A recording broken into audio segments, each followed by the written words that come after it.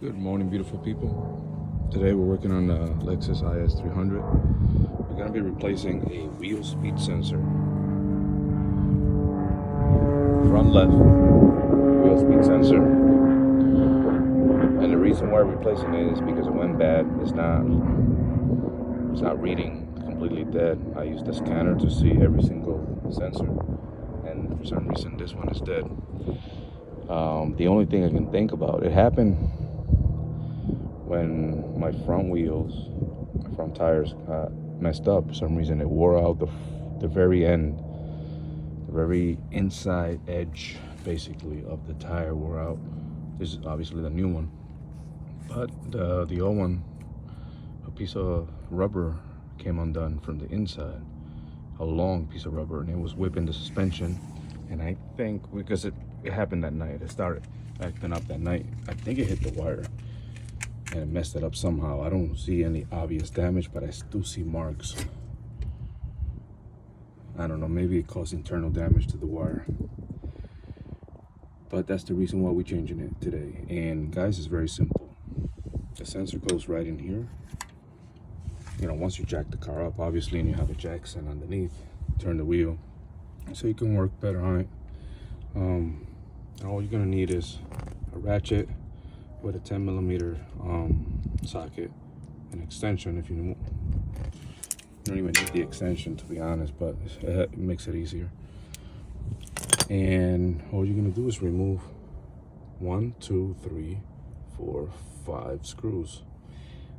Keep them all aligned the same way, because as you can see, this is the one on the sensor. It started from here. 1, 2, 3, 4, right, 5. So keep them lined up so that you know where they go, because this one's different sizes from these, and this one is different. So that way you put them back the same way. It comes right out, no problem. And the plug, once you get to this side, the plug is back here. Be able to tell, there it is. I have to unplug it, and I'm basically done. You know, I'm gonna take it off and put the new one in. This is the part number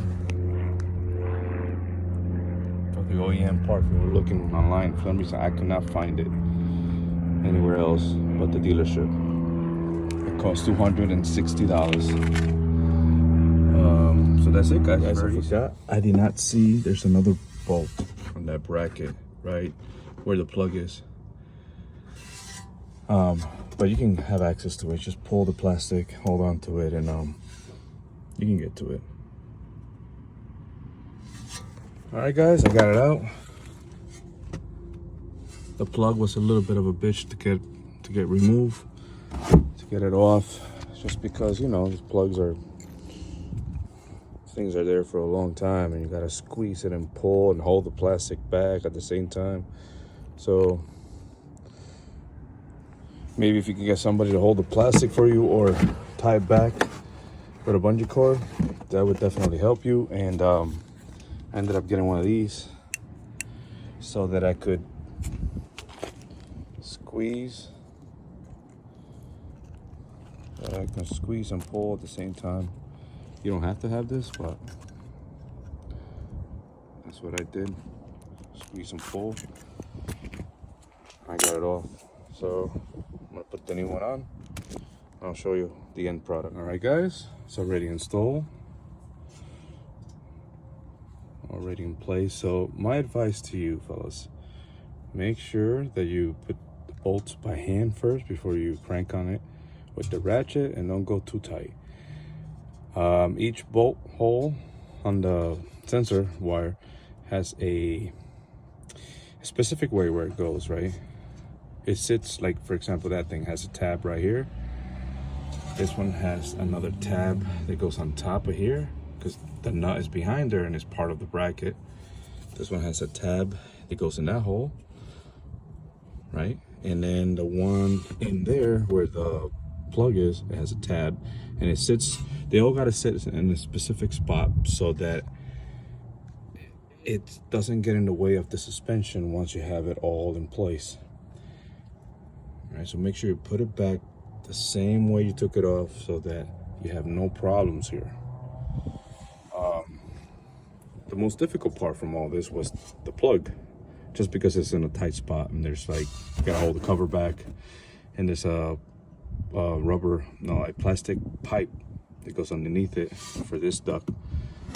No, it's not for this duct, but it's, well, yeah, I think it is. Anyway, it's right there, and it's a tight spot for that bolt, so make sure you breathe a lot and put that bolt in by hand before you put the ratchet on there. All right, we're gonna check with the scanner, make sure everything is good once we put the wheel and you take it for a spin.